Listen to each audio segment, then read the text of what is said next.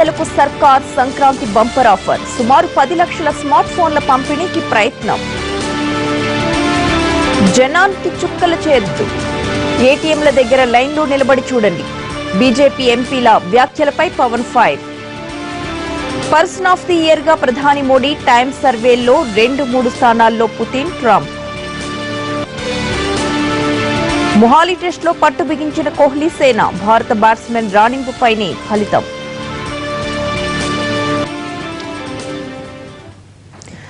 సామాన్యుల చిల్లర కష్టాలు మరింతగా రెట్టింపయ్యాయి. 4వ శనివారం కూడా పరిస్థితి అదే విధంగా కనిపిస్తోంది. బ్యాంకులు పనిచేయలేదు. ఈ రోజు ఆదివారం కావడంతో బ్యాంకులు తెరుచుకోడు. ఇక రేపు భారత్ బంద్ సెగ కూడా బ్యాంకులకు తాకితే వరుసగా 3 రోజుల పాటు సామాన్యులకు నోట్ల కష్టాలు చుక్కలు చూపించడం ఖాయం. కొత్త 500 నోటు మార్కెట్లోకి రావడంతో కాస్తంత ఉపశమనం కలిగిందని భావిస్తున్న తరుణంలో బ్యాంకులకు వరుస సెలవులు ప్రజలను కలవరపెడుతున్నాయి.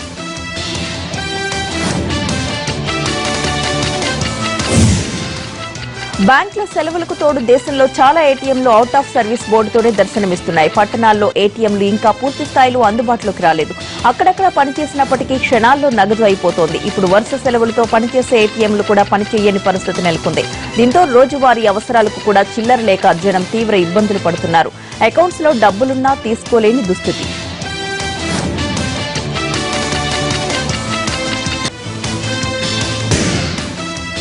హైదరాబాద్ లోని ఎన్టీఆర్ భవన్ లో ఇవాళ టీటీడీపీ విస్తృత స్థాయి కార్యవర్గ సమావేశం జరగనుంది. 9 నెలల తర్వాత ఏర్పాటు చేసిన ఈ సమావేశానికి పార్టీ జాతీయ అధ్యక్షుడు ఏపీ సీఎం చంద్రబాబు హాజరవుతున్నారు. ఈ సమావేశంలో సభ్యత్వ నమోదు, సంస్థాగత పటిష్టత కార్యక్రమాలపై చర్చించనున్నట్లుగా తెలిపాయి పార్టీ వర్గాలు.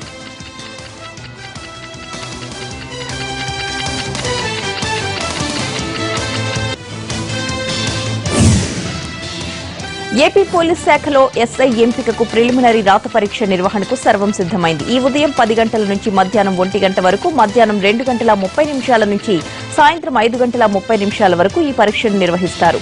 అభ్యర్థులు ఉదయం 9 గంటల కల్లా పరీక్షా కేంద్రానికి చేరుకోవాలని, 10 గంటల తరువాత నిమిషం ఆలస్యమైనా అనుమతించబోమని స్పష్టం చేశారు అధికారులు.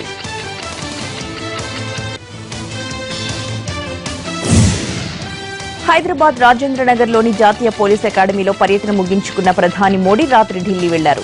శంషాబాద్ విమానాశ్రయంలో ప్రధానికి గవర్నర్ నరసింహన్, ముఖ్యమంత్రి కేసీఆర్, మంత్రులు, పోలీసు ఉన్నతాధికారులు వీడ్కోలు పలికారు. జాతీయ పోలీస్ అకాడమీలో 51వ డీజీపీ, ఐజీపీల సదస్సులో పాల్గొన్న మోడీ పోలీస్ మొబైల్ యాప్ ను ఆవిష్కరించారు. ఐబీ ఆఫీసర్లకు మెడల్స్ ను అందజేశారు. ఈ కార్యక్రమంలో కేంద్ర హోంశాఖ మంత్రి రాజ్నాథ్ సింగ్ తో పాటు పలువురు కేంద్ర మంత్రులు, అన్ని రాష్ట్రాల డీజీపీలు కూడా పాల్గొన్నారు.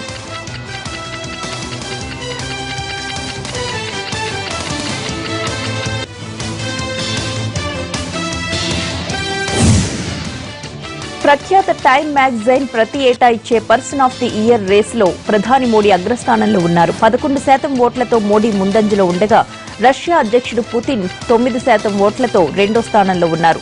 వికీలీక్స్ వ్యవస్థాపకుడు జులియాన్ అసాంజే, అమెరికా అధ్యక్ష బాధ్యతలు స్వీకరించబోతున్న డొనాల్డ్ ట్రంప్ 8% మూడో స్థానంలో నిలిచారు.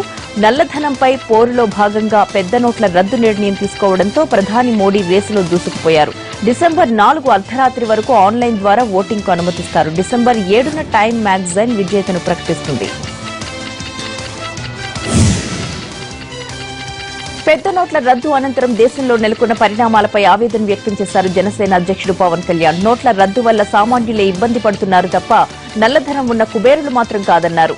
కేంద్ర మంత్రులు ఇంట్లో కూర్చుని మాట్లాడితే సామాన్యుల కష్టాలు తెలియవని, సామాన్యులతో పాటు బ్యాంకులు, ఏటీఎంలలో క్యూలో నిల్చోవాలని ట్వీట్ చేశారు.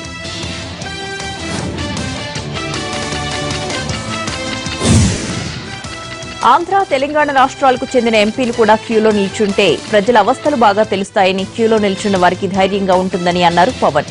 డబ్బులు సమయానికి అందుతాయో లేదోనన్న బెంగతోనే చాలా మంది మనోస్థైర్యం కోల్పోతున్నట్లు తెలిపారు. కర్నూలు జిల్లాలో బ్యాంకులో మృతి చెందిన బాలరాజ్ కుటుంబ సభ్యులకు సానుభూతి తెలియజేశారు.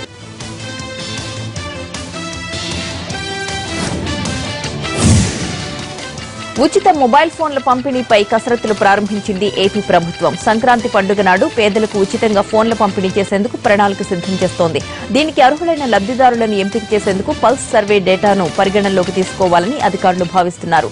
స్మార్ట్ ఫోన్ లేని పేదలు 10 లక్షల మందికి పైగా ఉండొచ్చని ప్రభుత్వం అంచనా వేస్తోంది.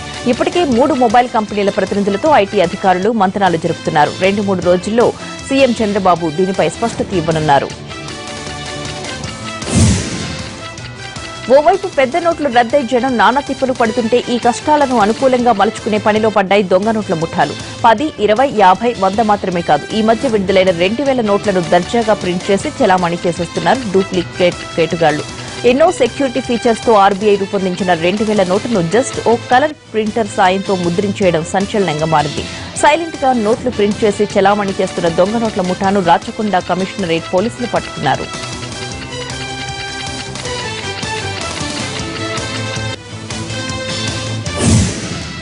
హైదరాబాద్ శివార్లోని ఇబ్రహీంపట్నం కేంద్రంగా సాగుతోంది ఈ నకిలీ నోట్ల దందా. ప్రధాన సూత్రధారి సాయినాథ్ తో పాటు మరో 7 పాత నేరస్తులు కలిసి ఇబ్రహీంపట్నంలో నోట్ల ప్రింటింగ్ మొదలుపెట్టారు. ఫేక్ కరెన్సీ ప్రింటింగ్ గురించిన సమాచారం అందుకున్న రాచకొండ పోలీసులు పక్కా స్కెచ్ చేసి ఈ ముఠాను పట్టుకున్నారు. నిందితుల నుండి 2 లక్షలకు పైగా దొంగ నోట్లు, స్కానర్ కమ్ ప్రింటర్, నోట్లు ముద్రించే కాగితాలు, ఇంక్స్ స్వాధీనపరుచుకున్నారు.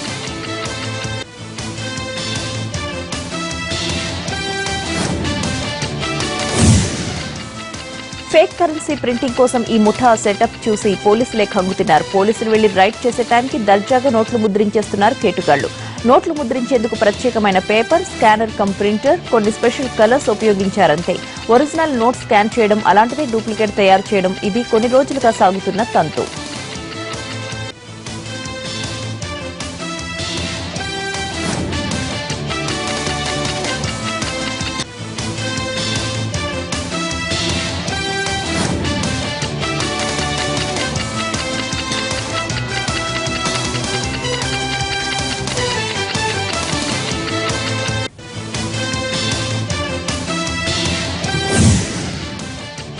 కేవలం 2000 కోసం జనం బ్యాంకుల చుట్టూ ప్రదక్షిణాలు చేస్తుంటే ఓ వ్యక్తి ఏకంగా 7,87,000 రూపాయలు కొత్త 2000 నోట్లతో పోలీసులకు పట్టుబడిన ఘటన ఒంగోలులో కలకలం సృష్టిస్తోంది. రద్దయిన పెద్ద నోట్లను కమిషన్ పద్ధతిలో మార్చి కొత్త 2000 నోట్లను ఇచ్చేందుకు హవాలా పద్ధతిలో మనీ ఎక్స్చేంజ్ చేస్తున్న వ్యక్తిని పోలీసులు అరెస్ట్ చేశారు.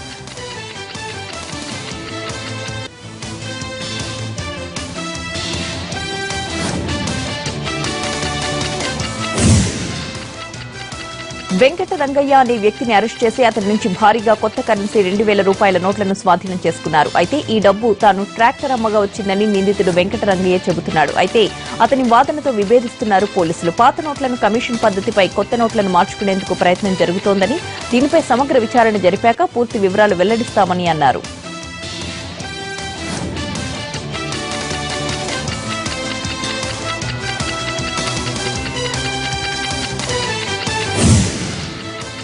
రాజమండ్రిలో భారీ ఎత్తున పాత నోట్లు పట్టుబడ్డాయి. గోదావరి రైల్వే స్టేషన్లో ఓ వ్యక్తి వద్ద 50 లక్షల రూపాయల పాత నోట్లు దొరికాయి.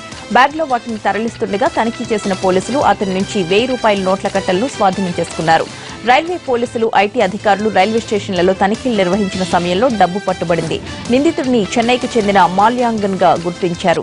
తమ యజమాని ఈ డబ్బుని రాజమండ్రిలో ఓ వ్యక్తికి ఇవ్వాల్సిందిగా పంపించాడని చెబుతున్నాడు మాల్యాంగన్. అయితే రాజమండ్రికి చెందిన వ్యక్తి ఎవరనే విషయంపై మాత్రం నోరు మెదపడం లేదు. దీంతో నగదును స్వాధీనం చేసుకున్న పోలీసులు మాల్యాంగన్ ను కస్టడీలోకి తీసుకున్నారు.